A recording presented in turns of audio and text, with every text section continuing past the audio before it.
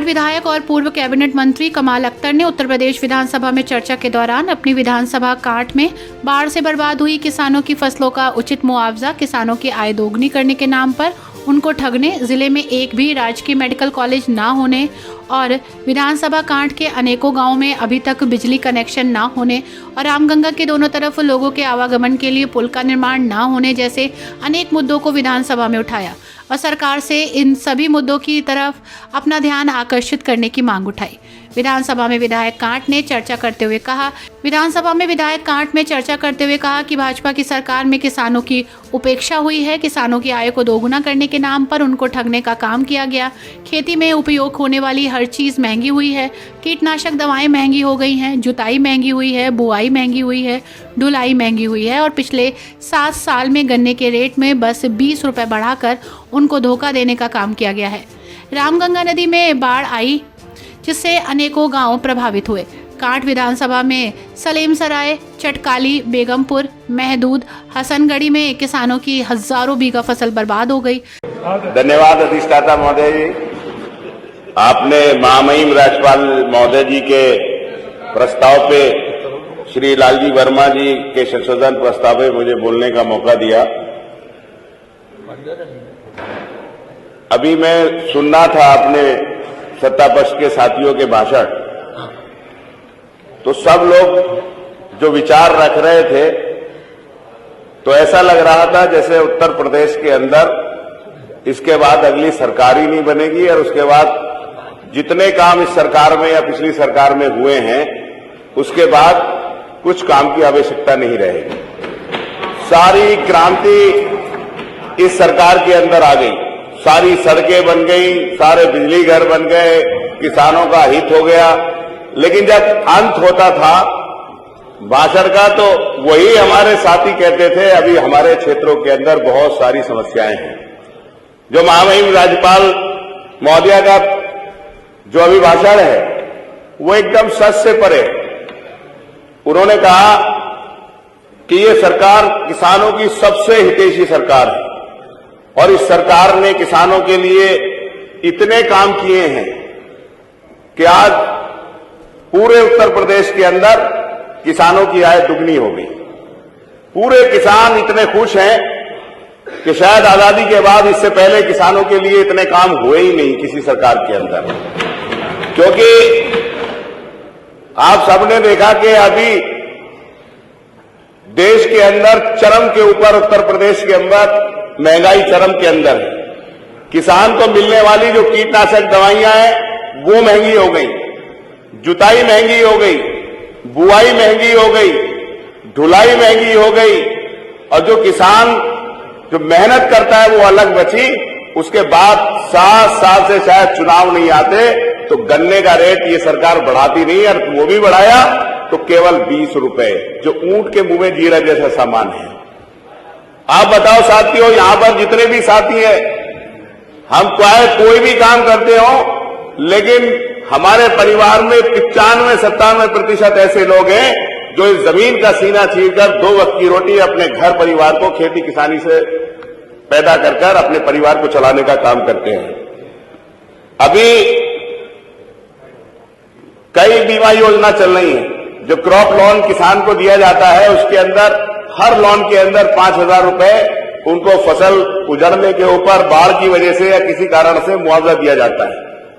अभी मेरे क्षेत्र के अंदर रामगंगा के अंदर बाढ़ आई, उस एरिया के अंदर सैकड़ों गांव ऐसे हैं, सलमसराय है, चटकाली है, बेगमपुर है, महदूद है, हसनगढ़ी है, सलमसराय है, कई गांव ऐसे हैं जहां पर किसानों की हजारों बीघा फसल बर्बाद हो गई।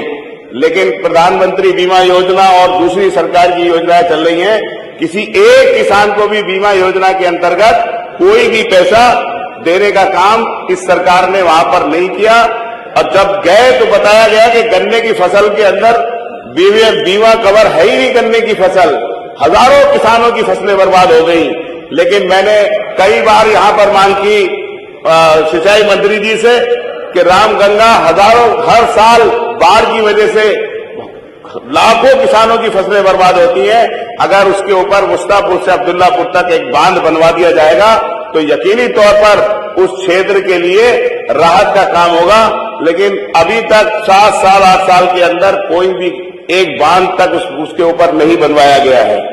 जहां तक सवाल है, मैं मुरादाबाद से आता हूं। मुरादाबाद के अंदर राज्यपाल मामहिम ने अपने भाषण में कहा, एक जनपद एक मेडिकल योजना। मुरादाबाद उत्तर प्रदेश का सबसे ज्यादा फॉरेन करेंसी रेवेन्यू करने वाला डिस्ट्रिक्ट है। वहां पर पीतल उद्योग का बहुत बड़ा कारखाने हैं, बहुत ज्यादा वहां पर मजदूर काम करते हैं। काम की वजह से बहुत सारी बीमारियां ऐसी हैं जो मजदूरों को हो जाती हैं। लेकिन जब हम लोगों ने सवाल किया कि आपने वन डिस्ट्रिक्ट की जो योजना चलाई है मुरादाबाद के अंदर, कोई राजकीय मेडिकल कॉलेज आपने क्यों नहीं किया, तो उन्होंने कहा कि यहां पर एक टीएमयू कॉलेज है, उससे गवर्नमेंट ने टाई अप किया है। आप जाइए, आप पता निकालिए, जिन प्राइवेट यूनिवर्सिटियों के कॉलेजों से, मेडिकल कॉलेजों से आप टाई अप करते हैं, उनमें किसी प्राइवेट कॉलेज से कम महंगा इलाज नहीं होता है। वहां पे सीटी स्कैन, एमआरआई और दूसरे जो इलाज है, दूसरे जो ऑपरेशन है, वो सारे के सारे ऑपरेशन वो उसी महंगाई से होते हैं जो प्राइवेट अस्पतालों के अंदर होते हैं। हम लोगों ने इतनी मांग करने के बाद आज पूरे मुरादाबाद का गरीब आदमी वो महंगे अस्पतालों में इलाज कराने के लिए तैयार है। अब जो अस्पताल बने हुए हैं, वो अस्पतालों के अंदर जाओ, उनसे कहो कि आपके पास न्यूरोलॉजिस्ट है, बोले नहीं है। गैस्ट्रोलॉजिस्ट है, बोले नहीं है। आपके पास कोई और स्पेशलिस्ट, आई स्पेशलिस्ट है, ईएनटी स्पेशलिस्ट है, कोई नहीं है। एक अस्पताल सीएससी पे कार्ड के अंदर बैठा हुआ है, एक डॉक्टर, सारे इलाजों की एक दवाई है। बस सिर्फ इसलिए डॉक्टर साहब बैठे हैं कि आपका मेरा झगड़ा होगा, अगर मुझे कुछ पैसा दोगे तो मैं 307 बना दूंगा, नहीं दोगे तो आपकी 307 भी मैं हटा दूंगा। इसलिए डॉक्टर साहब की पोस्टिंग वहां पे है। अस्पतालों के अंदर इलाज के नाम पर कुछ नहीं है। मैं आपसे यही मांग करता हूं कि मुरादाबाद के अंदर मेडिकल कॉलेज बने, जिससे कि गरीब लोगों की आमदनी, गरीब लोगों को सस्ता इलाज मिल सके, गरीब लोग वहां पर कर सके। पीडब्ल्यूडी मिनिस्टर साहब यहां पर बैठे हैं। आप बताइए, रामगंगा के दोनों पार करने के लिए कई बार वहां पे इतनी बड़ी ज्यादा, इतनी एक नगर पंचायत है अगवानपुर, एक नगर पंचायत है, बराबर में खादर के रामगंगा के पार कम से कम 40-50 गांव हैं। हम लोगों ने कहा कि एक चिरागी के ऊपर पैलटून पुल बना दीजिए। वहां पर जो पुराना चट्टा पुल का है, सामान पड़ा हुआ है, लेकिन आज तक उसको सिर्फ ये 51 में माननीय अध्यक्ष जी आपकी कृपा से हम लोगों ने लगाया, लेकिन सरकार ने ऐसे घुमा के जवाब दिया कि साहब इस पुल से भी निकल जाएंगे, उस पुल से भी निकल जाएंगे, जो 25 किलोमीटर दूर है उससे भी निकल के उस तरफ में जाया जा सकता है। मैं इस दस्तावेज के अंदर कहा कि सरकार हर दूसरे दिन एक पुल बना रही है। बताओ अध्यक्ष जी, इससे बड़ा कुछ झूठ हो सकता है मंत्री जी? हर सरकार 365 पुल बने, कहां बने, कोई रिकॉर्ड अगर मिल जाएगा तो हम भी बता देंगे साहब। हमारे मुरादाबाद जिले में भी एक पुल कहीं पे बना हो। अब बड़ी एक कृपा हुई दरियापुर में आपकी, आजादी के बाद से अब तक वहां के लोगों को पुल और सड़क आपकी कृपा से मिल रही है। मैं उसके लिए आपका धन्यवाद करता हूं।